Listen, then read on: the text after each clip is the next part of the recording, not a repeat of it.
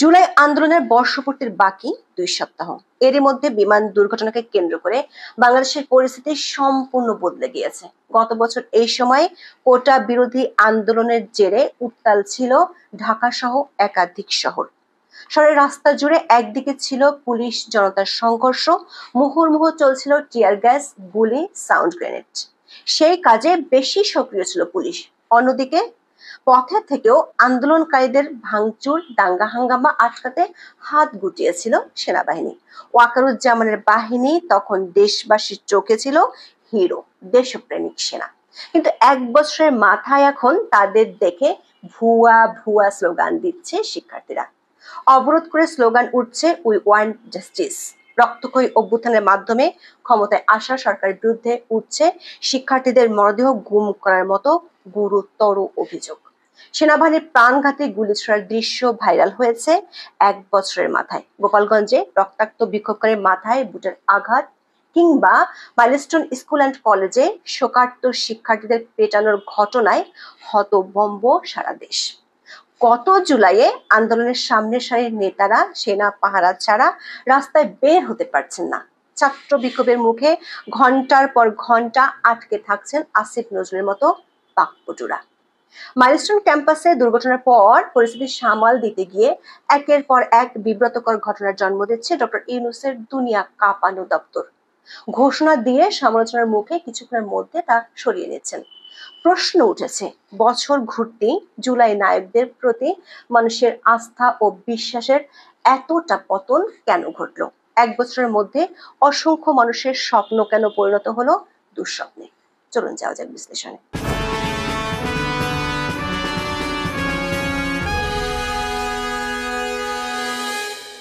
Irish কবি William Butler years বিপ্লবের আগে পরের অবস্থা নিয়ে তার একটি বিখ্যাত কবিতা আছে, যেটি মাত্র 4 লাইনের। এই কবিতাটির নাম দ্য গ্রেট ডে। কবিতাটির শেষ line, the beggars have changed places but the lash goes on. মানে হলো, একটি বিপ্লব কেবল ভিক্ষুকের অবস্থানের পরিবর্তন ঘটায়, কিন্তু তাদের পিঠে চাবুকের আঘাত অপরিবর্তিতই থাকে।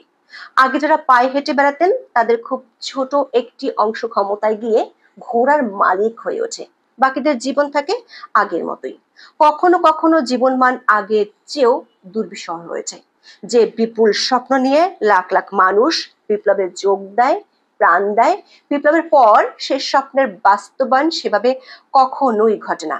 বাংলাদেশে 2024 সালের জুলাইয়ের আগে এবং পরের ঠিক একই অবস্থা দেখা যাচ্ছে। জুলাই আন্দোলনে শাসকের বদল হয়েছে, কিন্তু নতুন যারা ক্ষমতায় এসেছেন তাদের শাসনে আরো অবনতির দিকে যাচ্ছে দেশ। শুরুর দিকে নতুন শাসক এবং তাদের সমর্থকেরা পরিবর্তন ঘটানোর জন্য সময় চাইতেন, তবে সেই পরিবর্তন 1 বছরেও আসেনি। উল্টো মবের রাজ্য শব্দটি এখন পরিণত হয়েছে একটি প্রাতিষ্ঠানিক শব্দ হিসেবে। দর্শক, এবছরের জুলাইয়ে আইন শৃঙ্খলা ও নিরাপত্তা বাহিনীর নির্মমতা যেন নতুন মাত্রা লাভ করেছে। গোপালগঞ্জে তাদের রুদ্রমূর্তি রেশ না কাটতেই ঢাকার মাইলস্টোন স্কুল অ্যান্ড কলেজে বিমান বাহিনীর প্রশিক্ষণ যুদ্ধ বিমান আশ্রয় পড়ার ঘটনার জেরে তৈরি হয়েছে সংঘাতময় অবস্থা। স্কুলের ছোট 2 তলা ভবনের হতাহতের সংখ্যা নিয়ে তৈরি হয়েছে ধূম্রজাল। উত্তরে বিমান আশ্রয় পড়ার পর উদ্ধার অভিযানে সীমাহীন সমন্বয়হীনতা, সরকার উপদেষ্টা ও রাজনৈতিক দলের নেতাদের দলবল নিয়ে হাসপাতাল ভ্রমণের ব্যস্ততা উস্কে দিয়েছে ব্যাপক ক্ষোভ। এরই মধ্যে আগুনে ঘি ছড়ায় মাইলস্টোন ক্যাম্পাসে শোকার্ত শিক্ষার্থীদের উপর সেনাবাহিনীর লাঠিচার্জ। এই সময় কয়েকজন শিক্ষকের সঙ্গেও দুর্ব্যবহারের অভিযোগ ওঠে। দর্শক, ঘটনাস্থলে দায়িত্ব পালন করা সাংবাদিকদের বাধা দেয়া এবং লাঞ্ছিত করার অভিযোগ উঠেছে ব্যাপকভাবে। সাংবাদিক শাকিল হাসান ফেসবুকে লেখেন, নিমতলী, আমিনবাজার, তাজরিন গার্মেন্টস, চুরিহাট্টা সহ অনেক অগ্নিকাণ্ড দুর্ঘটনা স্পট থেকে কভার করেছি। মাইলস্টোনে বিমান বিধ্বস্তের ঘটনায় যেভাবে পদে পদে গণমাধ্যমকে বাধা দেওয়া হয়েছে, এরকমটি আগে কখনো হয়নি। রাত 10টায় লাইভের মধ্যে এসেই বাধা দিয়েছে, অথচ আমরা ক্রাইম সিন এরিয়ার বাইরে ছিলাম। কলেজের শিক্ষার্থীরা কিন্তু নানা আশঙ্কার কথা বলেছে এরই মধ্যে। আশা করি সেসব সত্যি হবে না। তথ্যের অধিকার নিশ্চিত করা জরুরি, এতে গুজব বন্ধ হয়। একটি ভিডিও ফুটেজে দেখা গেছে ঢাকা মেডিকেল কলেজ থেকে ধাক্কা দিয়ে সাংবাদিকদের বের করে দেওয়া হচ্ছে। সরকারি তথ্যের অস্পষ্টতা, হতাহতের সংখ্যা নিয়ে ধূম্রজাল, দুর্যোগ পরিস্থিতিতে চরম অব্যবস্থাপনার মধ্যে সেনাবাহিনীর অসংযমী আচরণ পরিস্থিতি আরো জটিল করেছে। গভীর রাতে মরদেহ গুমের গুজবে উত্তাল হয়ে ওঠে মাইলস্টোন ক্যাম্পাস। এরই মধ্যে এইচএসসি পরীক্ষা চালিয়ে যাওয়ার সরকারি সিদ্ধান্তে অন্য প্রতিষ্ঠানের শিক্ষার্থীরাও ক্ষোভে ফেটে পড়েন। শেষ পর্যন্ত আরো একবার চরম সমন্বয়হীনতা এবং অদক্ষতার পরিচয় দিয়ে রাত 3টায় আসে পরীক্ষা স্থগিতের ঘোষণা। সেটিও আবার শিক্ষা উপদেষ্টার বরাতে ফেসবুকে প্রকাশ করেন তথ্য উপদেষ্টা। নতুন করে প্রশ্ন ওঠে, শিক্ষা উপদেষ্টা বা তার দপ্তরের তাহলে কি কাজ?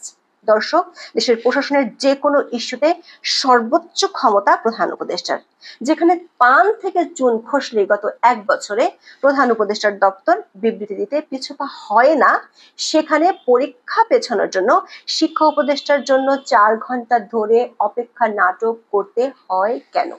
দৈনিক প্রথম আলোর খবরে প্রশ্ন করা হয়েছে, রাত 2:45টায় কেন এইচএসসি পরীক্ষা স্থগিতের ঘোষণা? তবে সেই প্রশ্নের উত্তর পাওয়া যায়নি সরকারের কাছ থেকে। অবশ্য 22শে জুলাই সেই নাটকে বলে দেওয়া হয়েছে শিক্ষা সচিবকে। কিন্তু শিক্ষা সচিবকে বলে দিয়ে অন্তর্বর্তী সরকার পরিস্থিতি সামাল দিতে পারেনি। 22 জুলাই দিনের শুরুতেই শিক্ষা উপদেষ্টা ও সচিবের পদত্যাগের দাবিতে উত্তাল হয়ে ওঠে সচিবালয় এলাকা। হাজার হাজার বিক্ষুব্ধ শিক্ষার্থীদের নিয়ন্ত্রণে লাঠি পেটার পাশাপাশি কাঁদানে গ্যাস নিক্ষেপ করেছে সেনাবাহিনী ও পুলিশ। সেখানে গুলি করতেও দেখা গেছে। আহত শতাধিক শিক্ষার্থীকে নেওয়া হয়েছে ঢাকা মেডিকেল কলেজ হাসপাতালে। বেশ কয়েকজনের অবস্থা গুরুতর। বিকেল 4টার দিকে আন্দোলনরত শিক্ষার্থীরা গেট ভেঙে সচিবালয়ে ঢুকে পড়ে। এ সময় সেখানে থাকা আইন শৃঙ্খলা রক্ষাকারী বাহিনী লাঠি পেটা করে শিক্ষার্থীদের সচিবালয়ের বাইরে নিয়ে যায়। একটি ভিডিওতে শিক্ষার্থীরা তাদের উপর গুলি না চালানোর আকুতি জানাতে দেখা যায়। তবে পাশেই তখন বন্দুক তাক করে থাকা কয়েকজন পুলিশকে দেখা যায়। এছাড়া সাউন্ড গ্রেনেড ছোড়ার শব্দও শোনা গেছে। লাঠিপেটার ছত্রভঙ্গ হয়ে শিক্ষার্থীরা গুলিস্তান 0 পয়েন্ট ও শিক্ষা ভবনের সামনে অবস্থান নেয়।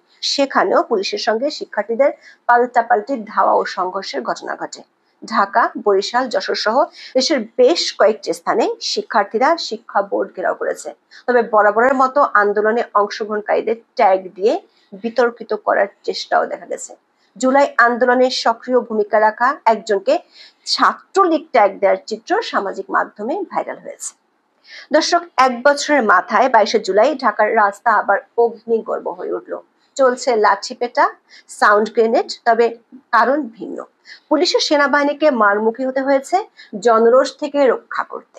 সেনাবাহিনীকে দেখলেই তেড়ে যাচ্ছে স্বজন হারানো এবং শোকাহত মানুষ। সোমবার 19 জনের মারা যাওয়ার কথা জানিয়েছিল আইএসপিআর। মঙ্গলবার আরো 12 জন মারা গিয়েছেন। নিহতদের বেশিরভাগই শিশু।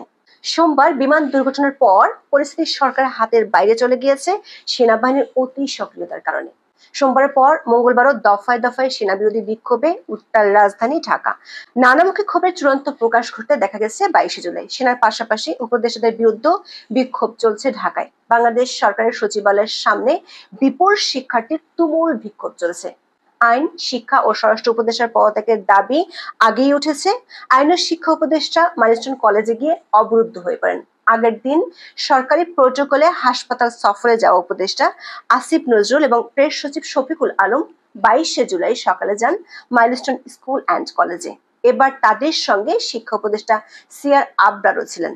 3 জনকে দেখে উত্তাল হয়ে পড়ে গোটা ক্যাম্পাস। শিক্ষার্থীরা তখন লাশ নিয়ে রাজনীতি চলবে না, চলবে না, আমার ভাই মরল কেন, জবাব চাই, জবাব চাই, উই ওয়ান্ট জাস্টিস, ভুয়া ভুয়া স্লোগান ধরেন। কেউ কেউ প্লাকার্ড হাতে উই ওয়ান্ট জাস্টিস স্লোগানও দিতে থাকেন।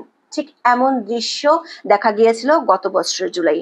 নির্মম পরিহাস হিসেবে সে সময় যারা শিক্ষার্থীদের কাছে ছিলেন নায়ক, ঠিক 1 বছর পরই তারাই পরিণত হয়েছেন ভিলেনে।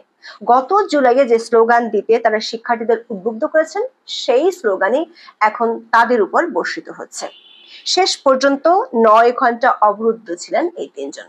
তারপর কড়া পুলিশ প্রহরায় মাইলস্টোন কলেজের পিছনের গেট দিয়ে এক প্রকার পালিয়ে যেতে বাধ্য হন সরকারের উপদেষ্টারা। ভিডিওতে দেখা গেছে সন্ধ্যা 7:30টার দিকে পুলিশ প্রহরায় তাদেরকে গাড়িতে করে কলেজ থেকে বের করা হয়। পরে মেট্রো রেলের ডিপোর ভিতরের রাস্তা দিয়ে উপদেষ্টা ও প্রেস সচিবের বহনকারী গাড়িগুলো বের হয়ে যায়। এর আগে পুলিশি প্রহরায় বের হতে চেষ্টা করলেও স্কুল ক্যাম্পাসে আটকা পড়েন এই দুই উপদেষ্টা। মাইলস্টোন শিক্ষার্থীদের দেয়া 6 দফা দাবি মেনে নেওয়ার ঘোষণা দিয়ে বিকেল 3:30টায় স্কুল ক্যাম্পাস থেকে বেরিয়েছিলেন তারা, কিন্তু স্কুল গেট পার হওয়ার আগে বিক্ষুব্ধ শিক্ষার্থীরা দিয়াবাড়ি গোল চত্বরে আবারও রাস্তায় দাঁড়িয়ে পড়েন এবং উপদেষ্টাদের গতিরোধ করেন। পরে তারা আবার স্কুল ক্যাম্পাসে ফিরে যান।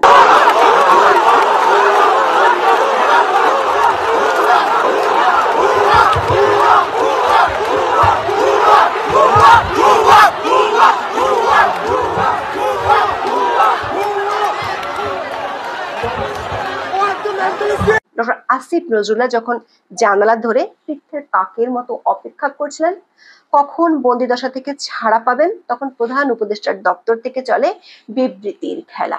সোমবার ওই বিয়োগাত্মক ঘটনায় এরই মধ্যে 31 জনের নিহতের তথ্য দিয়েছে সরকার, যার সঙ্গে মিলছে না প্রত্যক্ষদর্শীদের বিবরণ। ঘটনাস্থলে ভিড় করে আছেন অসংখ্য মানুষ, যাদের বেশিরভাগ সেখানে গিয়েছেন স্বজনের খোঁজে। হাতে থাকা মোবাইল ফোনে নিখোঁজ শিশুর ছবি। ওই ঘটনা নিয়ে সরকারের বিরুদ্ধে উঠেছে তথ্য আড়ালের অভিযোগ। সরকারের দক্ষতা ও ব্যবস্থাপনা নিয়েও উঠেছে প্রশ্ন। অবস্থা যখন এমনই বিরূপ, সেই সময় মঙ্গলবার দুপুর 2টার দিকে প্রধান উপদেষ্টার ভেরিফাইড ফেসবুক পেজ থেকে পোস্ট দিয়ে অনুদান চাওয়া হয়। পোস্টে বলা হয়, মাইলস্টোন স্কুল অ্যান্ড কলেজে প্রশিক্ষণ বিমান বিধ্বস্ত হয়ে ক্ষতিগ্রস্তদের জন্য যারা অর্থ সাহায্য করতে চান তারা উপরোক্ত ত্রাণ ও কল্যাণ তহবিলের উল্লেখিত নম্বরে তা জমা দিতে পারেন।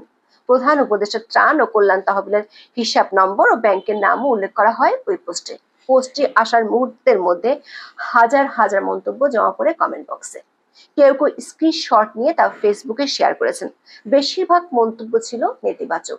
জনপ্রিয় লেখক আখতারুজ্জামান আজাদ স্ক্রিনশট শেয়ার করে মোহাম্মদ ইউনূসের সমালোচনা করে বেশ বড় একটি লেখা দিয়েছেন নিজের ওয়ালে। তিনি লিখেছেন, তার জন্ম 1988 সালে, পর থেকে কখনো শুনিনি দেশের কোনো প্রাকৃতিক দুর্যোগে মোহাম্মদ ইউনূস কোনো ত্রাণ তহবিলে 4 আনা দান করেছেন। দান দূরে থাক, কোনো দুর্যোগে ইউনূসকে কখনো একটা সান্ত্বনা বাণীও উচ্চারণ করতে শুনিনি বা দেখিনি। দেশ বিদেশে ভদ্রলোক অনেক পদক পেয়েছেন, অসংখ্য ডিগ্রি অর্জন করেছেন, ক্ষুদ্র ঋণ ব্যবসার মাধ্যমে কয়েক হাজার কোটি টাকার মালিকও হয়েছেন, কিন্তু দেশের কোনো সংকটকালে তাকে কিছুই খুলতে দেখিনি, মুখও না, হাতও না, ফতুয়াও না। দর্শক, জুলাই আন্দোলনের পর ডক্টর ইউনূস ও তার উপদেষ্টা পরিষদ বহু প্রতিশ্রুতির ফুলঝুরি সাজিয়েছিলেন। বলেছিলেন দেশের মানুষের উপর গুলি চলবে না নিপীড়ন। 1 বছরের মাথায় সেসব এখন কথার কথা হয়ে গেছে। অবশ্য ডক্টর ইউনূস ঠেকলে যে নাটক শুরু করেন সেটি শুরু হয়েছে রাতে। তিনি 4টি দলকে ডেকেছেন বৈঠক করতে। হয়তো আবারও জাতীয় ঐক্যের ডাক দিবেন, যেখানে বরাবরের মতোই 3টি দল তার কিংস পার্টি কিংবা সরকারি দল বলে এরই মধ্যে পরিচিতি পেয়ে গেছে। এখন এ পর্যন্ত। সবাই ভালো থাকুন, সুস্থ থাকুন, নিরাপদে থাকুন। দেখা হবে আগামী পর্বে।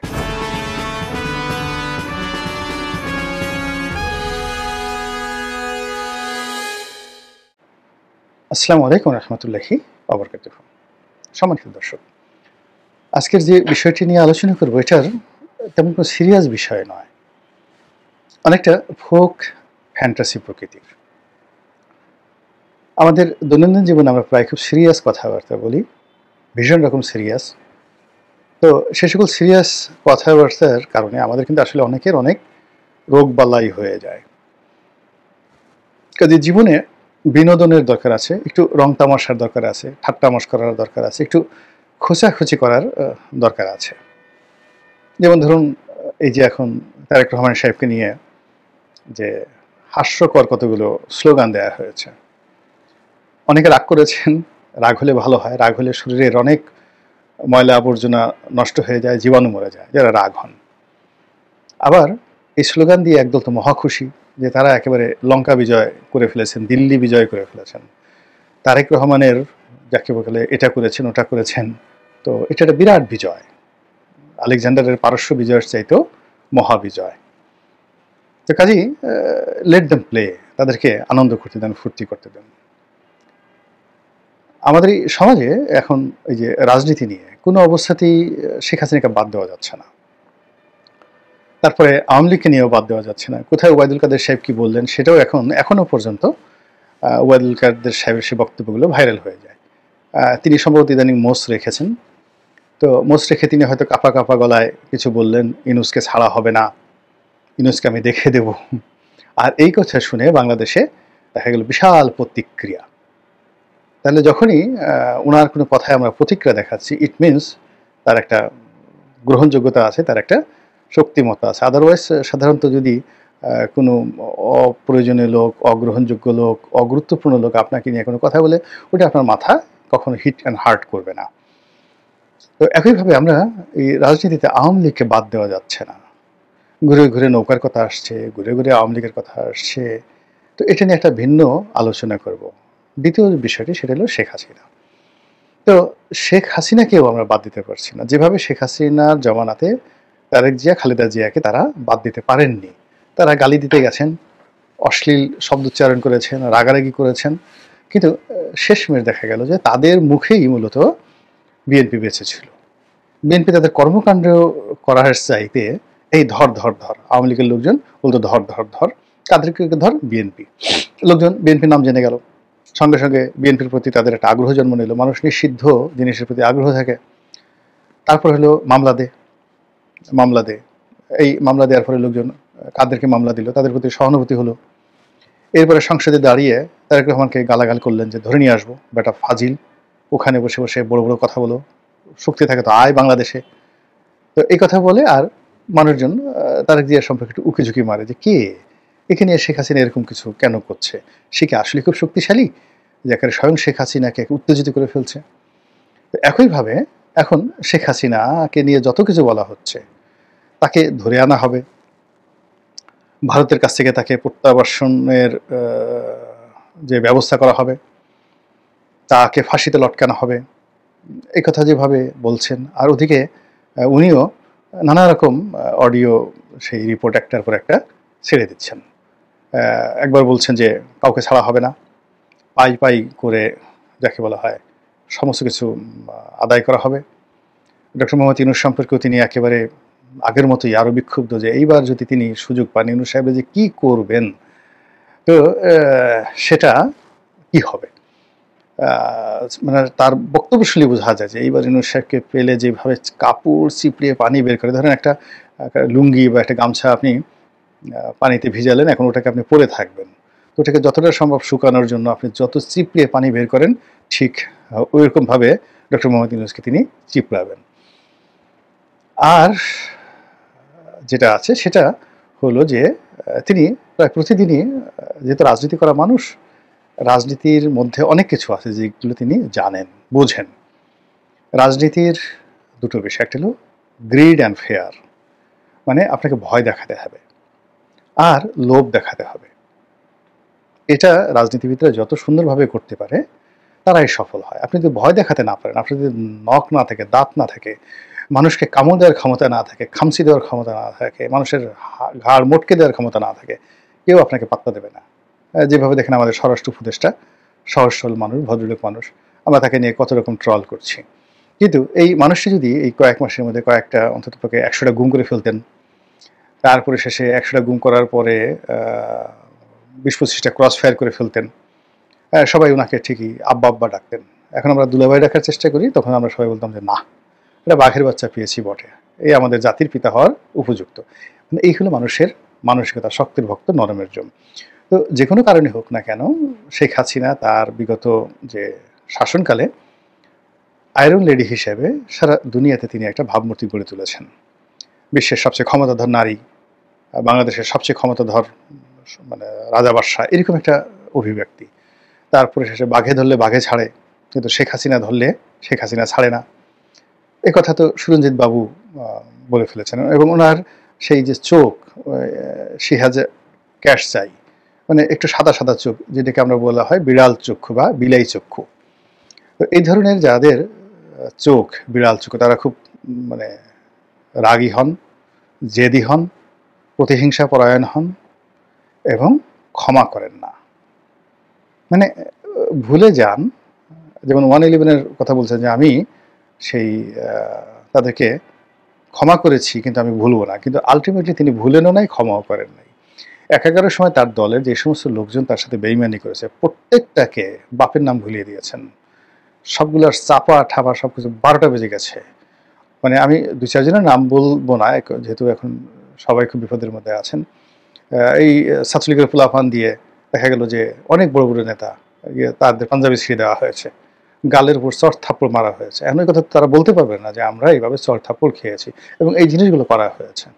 তো এরকম মানে যারা ক্যাশ চাই তাদের মধ্যে এই জিনিসগুলো থাকে। ফলে কি হচ্ছে, শেখ হাসিনার প্রত্যাবর্তন নিয়ে বা তার ফিরে আসা নিয়ে যতদিন তিনি জীবিত আছেন, সুস্থ আছেন এবং দিল্লিতে বসে হুমকি ধামকি দিচ্ছেন এবং নানা রকম কথাবার্তা বলছেন, ততক্ষণ পর্যন্ত তার যারা প্রতিদ্বন্দ্বী তারা কিন্তু কেউ মানে এটাকে ইগনোর করতে পারছেন না, শেখ হাসিনার ভয়টাকে কাটিয়ে উঠতে পারছেন না। একজন নেতা, বেশ বড় নেতা, এখন খুব ভালো পর্যায়ে আছেন, জাতীয় পর্যায়ের নেতা। তো তিনি আমাকে একদিন বললেন যে যখন শেখ হাসিনার কথা শুনি বুকের মধ্যে কেমন যেন একটু ধুকধুক ধুকধুক করে, এখনো ভয় লাগে, এবং যখন ওনার ফিরে আসার বিষয়ে খুব বেশি আলাপ আলোচনা হয় সেই রাত্রে ঘুমাতে পারি না, ইজ দ্য রিয়ালিটি। তারপর শেখ হাসিনার জমানাতে বিএনপির খুব বড় একজন নেতা একটা পারিবারিক অনুষ্ঠানে দেখা হলো। তো আমি তাকে যখন 6 মাস আগে দেখেছিলাম, যখন আমার দেখা হলো তার 6 মাস আগে, তিনি বেশ নাদুস টুদুস ছিলেন, ভুঁড়ি ছিল।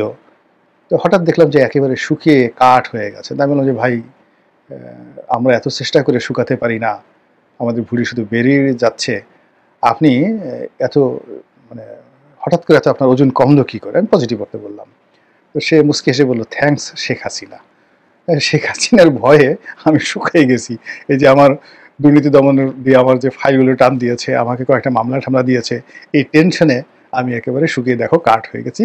এই জন্য যদি তোমার ধন্যবাদ দিতে হয় তাহলে শেখ হাসিনাকে ধন্যবাদ দাও, থ্যাঙ্কস শেখ হাসিনা। এরকম ঘটনা শেখ হাসিনার জমানাতে ঘটেছে। আর শেখ হাসিনার চলে যাওয়ার পরে ওই যে বললাম আরেক নেতা বলছেন, যখনই শুনি যে সে যাকে বলা হয় আসছে, তখন একটা ভয় কাজ করে।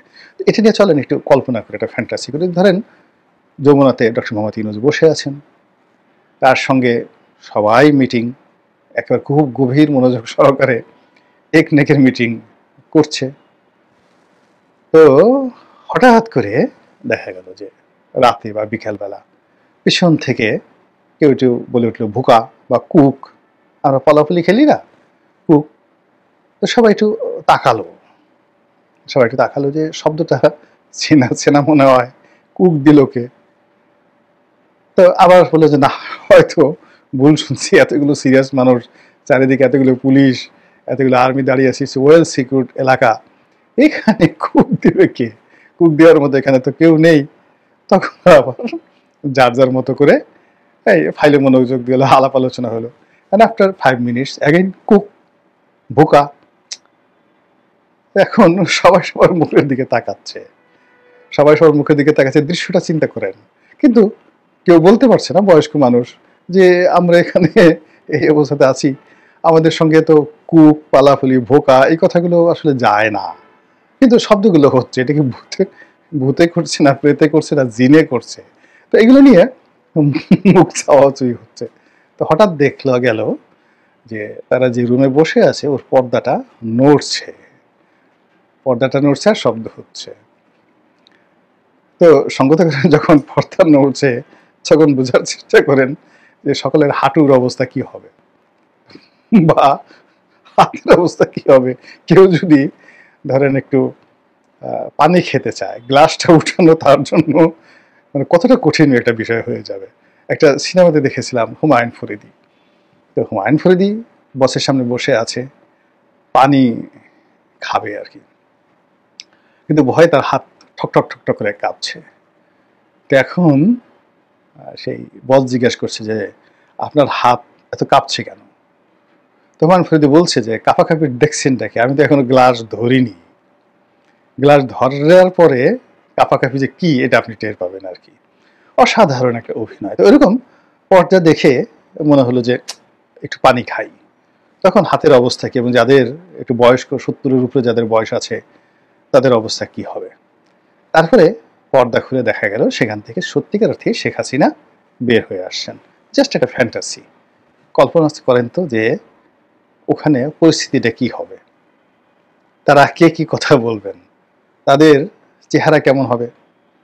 এবং ওখানে ধরেন এত সুন্দর করে হাসেন আমাদের রেজওয়ানা, উনি যে হাসেন ওনার চেহারাটা তখন কেমন হবে, একেবারে জাস্ট ওখান থেকে বেরোলে একটু চিন্তা করেন, কল্পনা করতে তো কোনো অসুবিধা নেই। বা ডক্টর মোহাম্মদ ইউনূস তো চেয়ারে বসে আছেন, গম্ভীর থাকেন, বেশি একটা হাসেন টাসেন না। হঠাৎ করে উনি দেখলেন এই দৃশ্য দেখলেন। তারপরে শেষে অন্যান্য যারা লোকজন আছেন, আমাদের স্বরাষ্ট্রমন্ত্রী মহোদয়, উপদেষ্টা মহোদয়, তিনিও তো বৈঠকে থাকেন, তিনিও দেখলেন। তো তিনি তখন কি করবেন, কি বলবেন বলেন তো? তো এই যে অবস্থা, আমরা আলাপ আলোচনা করছি শেখ হাসিনাকে নিয়ে, এটা এই যে যে কথাটা বললাম, এটা আপনার কাছে যতই ফ্যান্টাসি মনে হোক না কেন, আপনার কাছে যতই এটা হাস্যকর মনে হোক না কেন, কিন্তু বাস্তবে যারা শেখ হাসিনার অপোজিটে দাঁড়িয়ে আছেন, প্রতিদ্বন্দ্বী হিসাবে, শত্রু হিসাবে, আমি যেটা দুষ্টামি করে বললাম, হাসতে হাসতে যে কথাগুলো বললাম, এগুলো তাদের অনেকের নিকট এই শব্দগুলো বা শেখ হাসিনা নামক শব্দটি রীতিমতো ভয়ানক দুঃস্বপ্ন। আল্লাহ আমাদের সবাইকে হেদায়েত দান করুন এবং হেফাজত করুন। আসসালামু আলাইকুম ওয়া রাহমাতুল্লাহি ওয়া বারাকাতুহু।